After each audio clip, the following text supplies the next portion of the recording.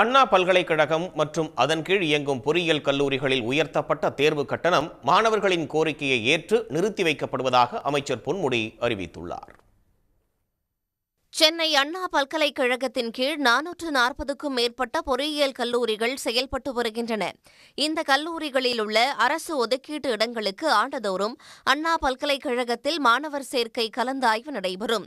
நடப்பாண்டுக்கான பொறியியல் கலந்தாய்வு நடைபெற்று வரும் நிலையில் செமஸ்டர் தேர்வுகளுக்கான கட்டணம், சான்றிதழ் கட்டணம், மதிப்பெண் பட்டியலுக்கான கட்டணம் ஆகியவை உயர்த்தப்படுவதாக அண்ணா பல்கலைக்கழகம் அறிவிப்பு வெளியிட்டது.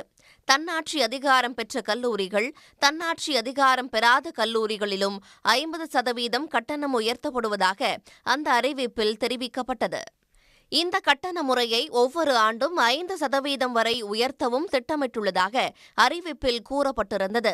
தேர்வு கட்டண உயர்வுக்கு மாணவர்கள் மத்தியில் எதிர்ப்பு எழுந்ததை அடுத்து அவர்களின் கோரிக்கையை ஏற்று கட்டண உயர்வு நிறுத்தி வைக்கப்படுவதாக உயர்கல்வித்துறை அமைச்சர் பொன்முடி அறிவித்துள்ளார். தேர்வு கட்டண உயர்வை இந்த ஆண்டு மட்டுமல்ல, இந்த சிண்டிகேட்டிலே நிறைவேற்றப்பட்டிருந்தாலும் அதை சிண்டிகேட்டிலேயே மறுபடியும் மறுபரிசீலனை செய்து அடுத்த சிண்டிகேட்டிலே முதலாக கொண்டு வரப்பட்டு நிறைவேற்றப்படுகிற வரை, ஏன்னா போன வருஷமே என்ன சொல்லியிருந்தோம்னா அடுத்த வருஷம் வரணும், இப்போ அது கூட சொல்லலை.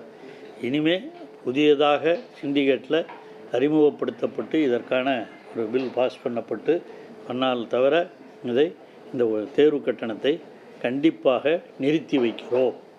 அண்ணா பல்கலைக்கழகம் இந்தியாவிலேயே முதன்மையான பல்கலைக்கழகமாக வளர்ந்துள்ள சூழலில் தேர்வு கட்டண உயர்வு மாணவர்களை பாதிக்கும் என்று முதலமைச்சர் மு.க.ஸ்டாலின் தம்மிடம் அறிவுறுத்தியதாக அமைச்சர் பொன்முடி தெரிவித்தார்.